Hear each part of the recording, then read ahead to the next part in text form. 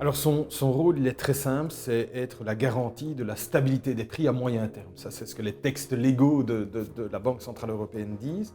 En fait, ça veut dire que fondamentalement, la Banque centrale européenne doit essayer de gérer la masse monétaire en circulation, puisque c'est elle qui émet la monnaie. Donc elle doit essayer de gérer la masse de monnaie en circulation de manière à ce qu'il y ait une certaine stabilité des prix, ce qu'on considère être une inflation inférieure mais proche de 2%. Pour des raisons techniques, ce n'est pas ça le plus important.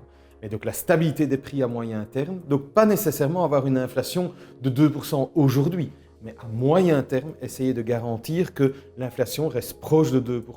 Alors pourquoi se centrer tellement sur l'inflation ? Parce qu'en fait, avoir beaucoup d'inflation, comme avoir de la déflation d'ailleurs, ça pose toute une série de problèmes dans l'économie, ça pose toute une série de problèmes dans notre vie de tous les jours. Et donc voilà pourquoi la Banque centrale est un peu la garant de cela.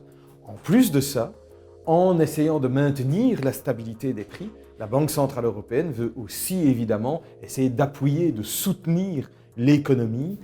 Mais ça, c'est un rôle qui est annexe dans le cas de la Banque centrale européenne, qui est par exemple primordial dans le cas de la Banque centrale américaine. La Banque centrale américaine a un double mandat de stabilité des prix et de croissance. La Banque centrale européenne doit se centrer sur la stabilité des prix. On vient de dire que la Banque centrale européenne doit essayer de gérer la masse de monnaie en circulation. Comment est-ce qu'elle fait ça ? Il faut savoir que les banques commerciales ont besoin d'aller emprunter des liquidités, donc de l'argent qui est émis par la Banque centrale européenne. Elles doivent aller l'emprunter à la Banque centrale européenne. Donc il y a une très forte relation entre l'ensemble des banques et la Banque centrale européenne parce que c'est par là qu'il va y avoir la courroie de transmission de la politique monétaire.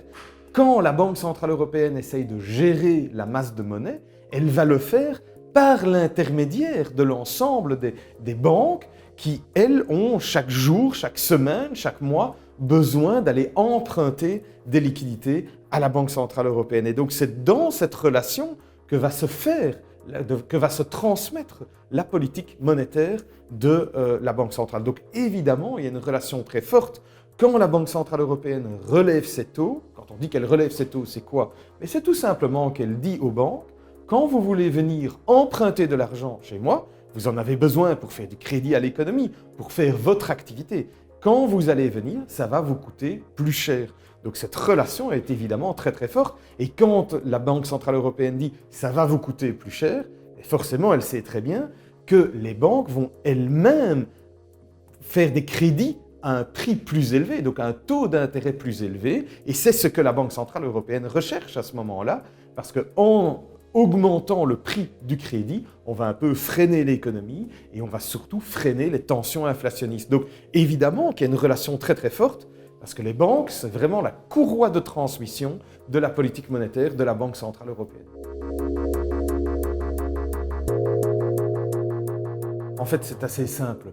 Quand on parle souvent de la BCE, de la politique monétaire de la BCE, en fait, c'est une sorte d'abus de langage parce qu'on devrait toujours dire que c'est et la BCE et les banques centrales nationales parce qu'elles travaillent vraiment de concert. La BCE n'est rien d'autre qu'un chapeau par rapport à l'ensemble des banques centrales nationales des pays de la zone euro. Et pour preuve, l'organe principal de décision de la politique monétaire dans la zone euro, c'est le Governing Council, le Conseil des gouverneurs, qui prend la décision en matière de taux d'intérêt. Et qu'est-ce qu'il y a dans ce conseil ? Il y a le président de la Banque centrale européenne, mais il y a aussi l'ensemble des gouverneurs des banques centrales nationales. Et donc la décision est prise de manière collégiale, il n'y a pas de différence entre les deux. Plus fort encore, l'implémentation de la plus grande part de la politique monétaire dite de la BCE, eh bien, cette implémentation est faite et gérée par les banques centrales nationales. Donc en fait, c'est vraiment un ensemble, un tout, qui prend ces décisions de manière collégiale et il n'y a pas de différence. Et en fait, quand on parle de la BCE, c'est un abus de langage parce que c'est un ensemble de banques centrales avec un chapeau, la Banque centrale européenne.